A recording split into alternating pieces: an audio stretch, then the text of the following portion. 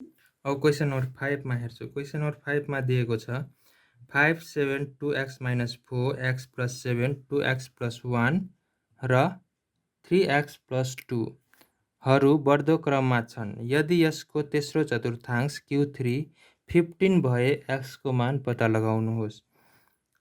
1 5 7 2x - 4 x + 7 2x + 1 and 3x + 2 are in ascending order. If the third quartile is 15, what will be the value of x? हैन, अब सोलुसनमा हामी जाँदा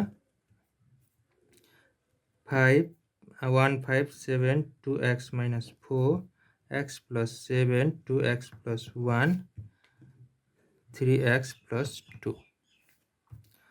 अब संख्या सबभन्दा सुरुमा हामी संख्या n पत्ता लगाउँछौँ। n इक्वल्स टु कति हो भनेपछि 1 2 3 4 5 6 7 n हाम्रो रहेको छ 7। त्यसै गरी अब फर्मुला रहेको छ तेस्रो चतुर्थांश Q3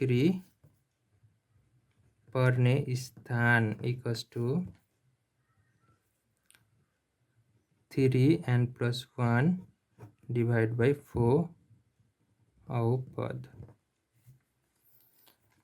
भनेपछि 3n भनेको 7 + 1 डिभाइड बाई 4। त्यसै गरी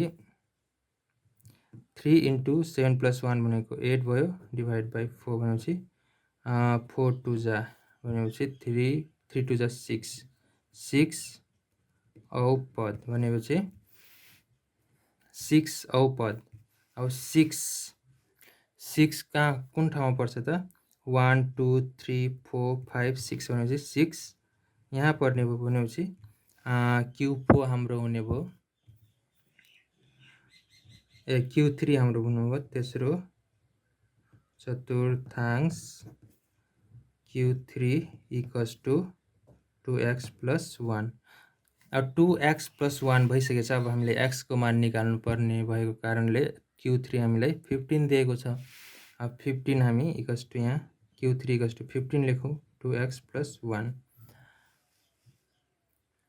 त्यसै गरी यो +1 छ यो साइड आउँदाखेरि -1 हुन्छ इक्वल्स टु 2x भनेपछि 14 equals to 2x x equals to 14 divide by 2 2 1 जा 2 2 7 जा 14 भनेपछि x equals to 17 7 x equals to 7 हाम्रो एन्सर।